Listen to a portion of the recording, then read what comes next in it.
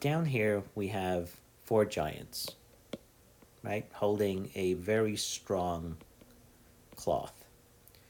And basically we have Mount Everest, okay?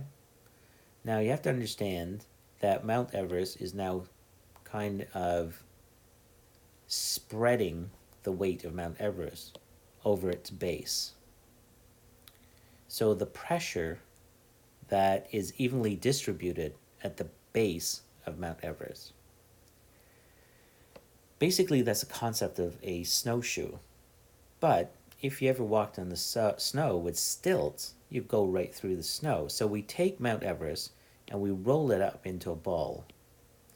Now, although it is tiny in space, in the size, it is still the same weight as Mount Everest. And if you put that ball right in the middle of that sheet, what's going to happen? It's going to split that sheet wide open. And I think that's basically what happens in a black hole, a supermassive black hole.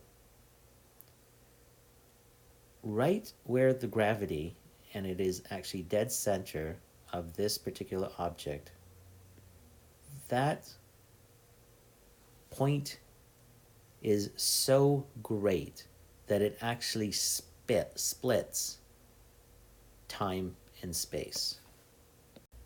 Just backtracking a little bit. So what happens when, let's say, I fall through a black hole? What's going to happen is that, remember that tidal force is greatest at my head relative to my feet as I'm falling towards a black hole. So what's going to happen is that I'm going to start splitting.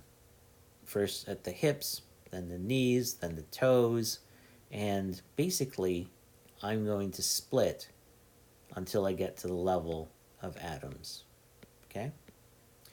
Now you have to understand that this is a massive, massive super black hole. The gravity is 1 billion times what our sun is. So what I think happens is that even the atoms experience tidal forces. And atoms will then split into electrons, protons, neutrons. What that's going to do, E equals mc squared.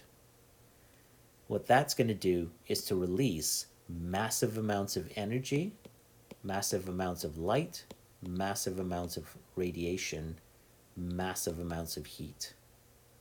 It is like a nuclear bomb going off every billionth of a second.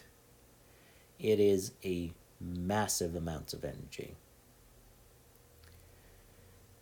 And then you get to the neutrons, the protons, and let's say the neutrons and protons are falling towards the black hole.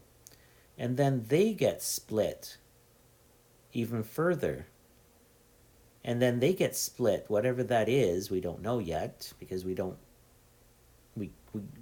have the knowledge or technology or the imagination to figure out what that is yet. But they get split even further until you get to eventually, if the string theorists are right, you get to little strings of energy. Okay? Now, as the protons and electrons and neutrons are being split, again, you have massive amounts of energy, E equals mc squared. So you get all of these things again. But eventually what's going to happen is that you're going to run out of potential energy, where energy is now equivalent to the mass. So here, in this case here, you are not going to get any heat, any light, and these are small, small, small, small particles. You're going to get particles that don't interact with light, and basically what you have, I think, is dark energy. So right around here, or somewhere close to the singularity, energy and mass become equivalent. And what that means is that there's no more c squared or potential energy left to give off. So in this case, you're getting close to 0 degree Kelvin. Okay? So what I think is that the coldest place in a universe is at the center of a black hole. All of the energy and the release of energy happens somewhere above the singularity. And the closer you get to the singularity, the more potential energy is lost, and the colder those particles get. Now, there's a paradox associated with black hole, and basically what happens is that energy cannot be created or destroyed.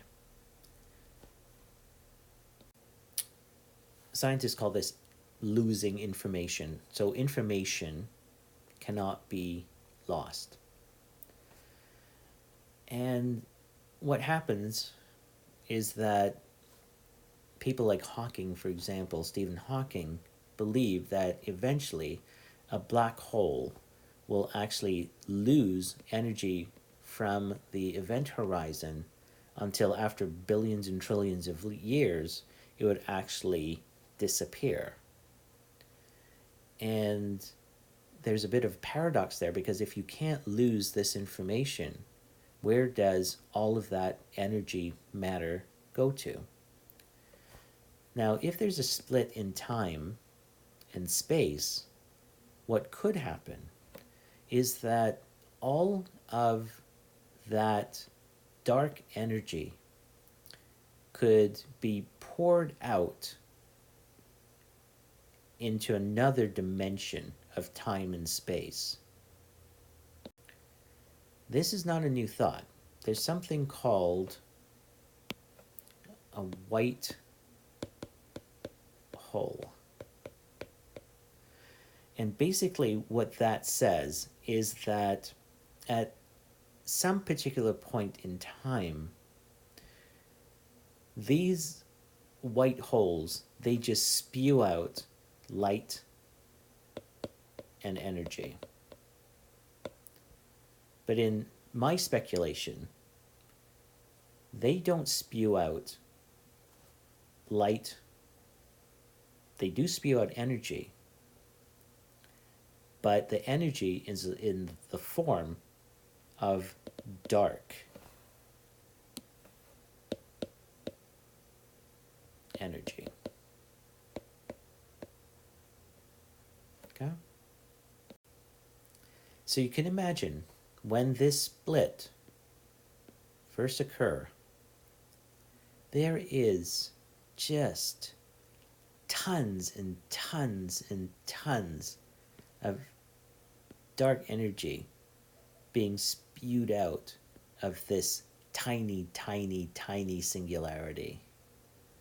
So basically,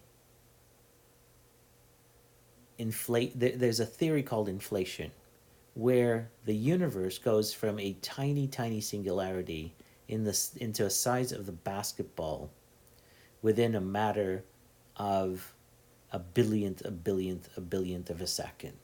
Now, in order for that to happen, the universe had to accelerate its growth beyond the speed of light. I don't think that violates Einstein's theory of relativity. And this is why. Because nothing travels through space faster than the speed of light. It doesn't mean, though, that space itself cannot expand faster than the speed of light. this was put forth in the theory called inflation. And the other thing about this theory or idea that I'm putting forth is that if the energy pours out from the middle of that singularity and it expands and expands and expands, what happens is that the energy will expand in every single direction at the same rate. So it doesn't matter where you look, the universe will be homogeneous.